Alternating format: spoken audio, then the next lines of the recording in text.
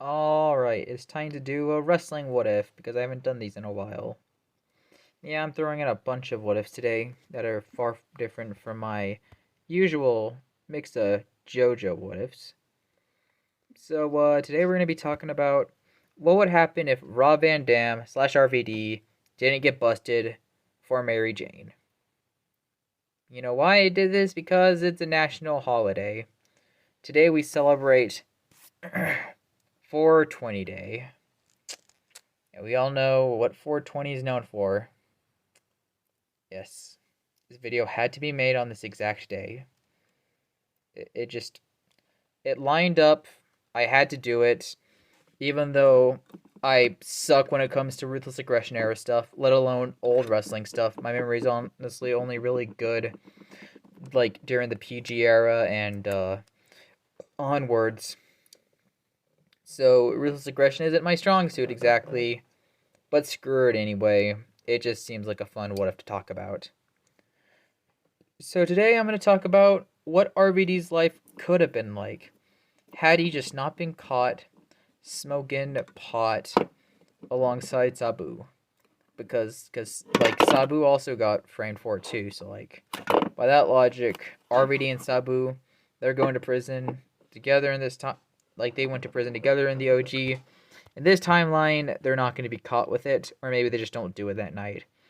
Either way, RVD is not going to go through all that. So let's see what changes, shall we? But first, let's have some context. It's One Night Stand 2006, the second ECW pay-per-view owned by WWE, not WCW.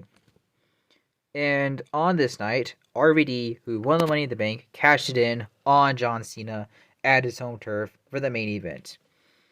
Basically, a John Cena RVD WWE title match to main event a pay-per-view. Sounds really cool. So we got a pretty big match where chances are if Cena won, there would have been a riot. Yeah. But thankfully, RVD won that match, and ECW got to be happy. Only for RVD and his best buddy Sabu to pull an Afro Man and get high. And because of that, RVD ended up going into a triple threat with Cena, Edge, and like that happened. There was a triple threat between them. And Edge won. So they just booked a triple threat ASAP just to get the belt off of him.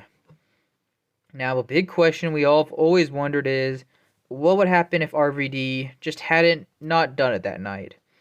Or what if RVD just didn't get caught?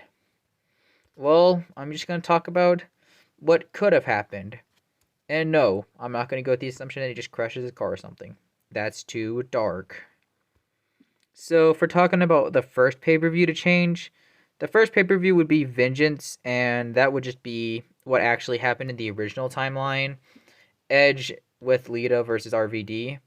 So that matchup would just go the same, albeit with like RVD just winning. Everything like that would just go the same. So really nothing would change there. Now, as for the next pay-per-view, we would be doing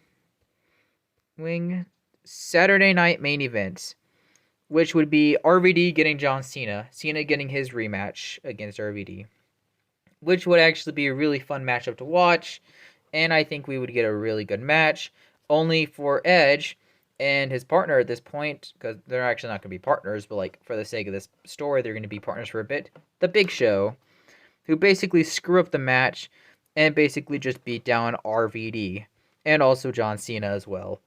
Big Show's motivation would be to win the ECW champion, because around this time, Big Show did get the ECW champion, so it only makes sense that he gets an opportunity like he does in the actual timeline. And Edge is, well, you know, he's Edge. He wants to ruin everyone's life. That was basically his gimmick back then. So we get to SummerSlam 05, and RVD defends the WWE champion against the Big Show, which actually does seem like it'd be a nice David-Goliath matchup, and I think a good way for RVD to pull he's an underdog by beating the Big Show for the ECW champion. And later that night, RVD would go against John Cena, Shawn Michaels, and Edge in a Fatal 4-Way. And why Shawn's in the match, I think it could add a nice little story to it. And make it a little neat to have Shawn in there, because I think it could up the ante.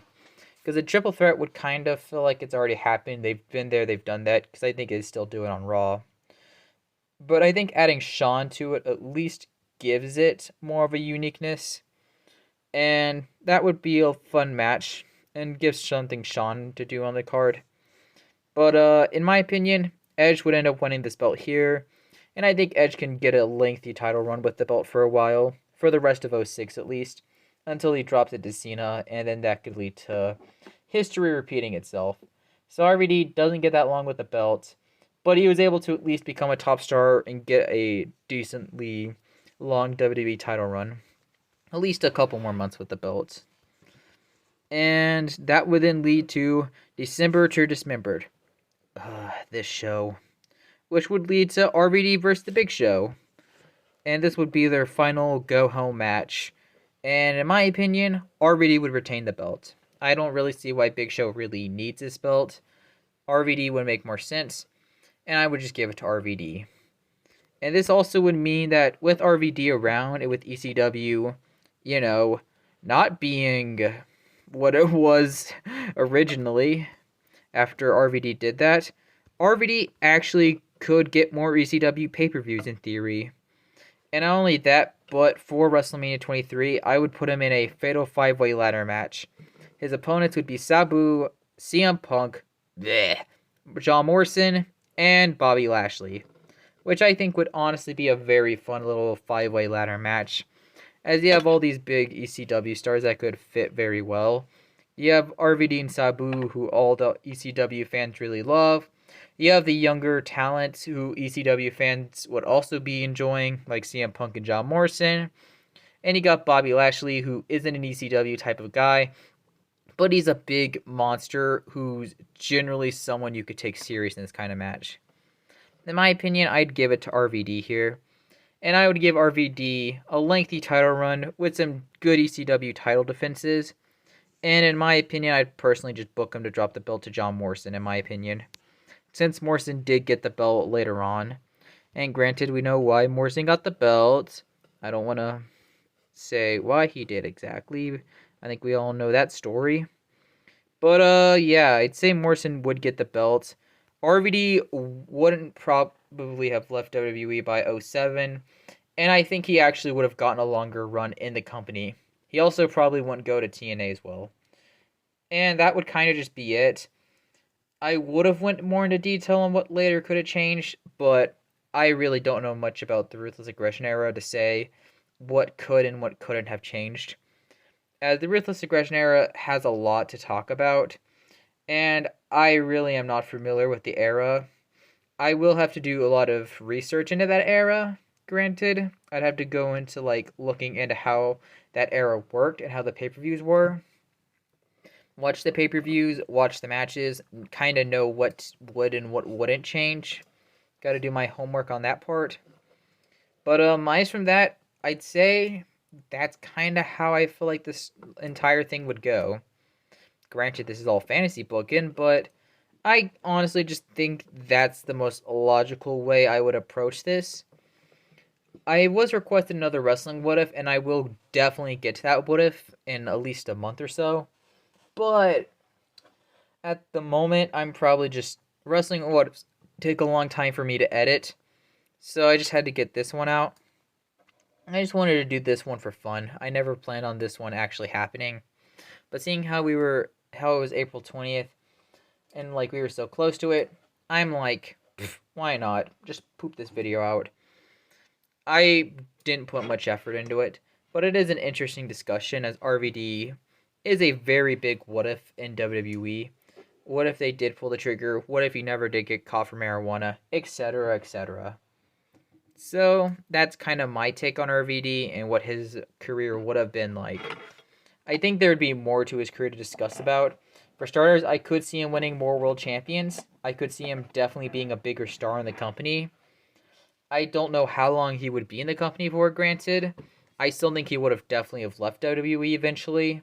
And he probably would have went to AEW or TNA or one of those companies.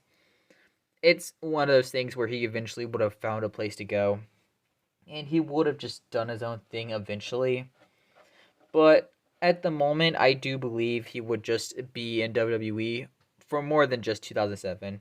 I think he would be there for at least 2008 and 2009. Or maybe we could even get him until like 2010 and 2011. Would be fun to see how RVD can interact with the ever-growing list of superstars during these decades and years. And it could lead to some fun feuds, some fun matches, and I generally could see RVD really doing good in the later half of the Ruthless Aggression era, and of course during the PG era as a whole. So that's my what if on RVD. I know this wasn't a request, and I know I gotta do a lot of requests, but it was April 20, and I just had to get this one out, because it just seemed like a fun video idea to talk about. So, thanks for watching, and I will see you all next time.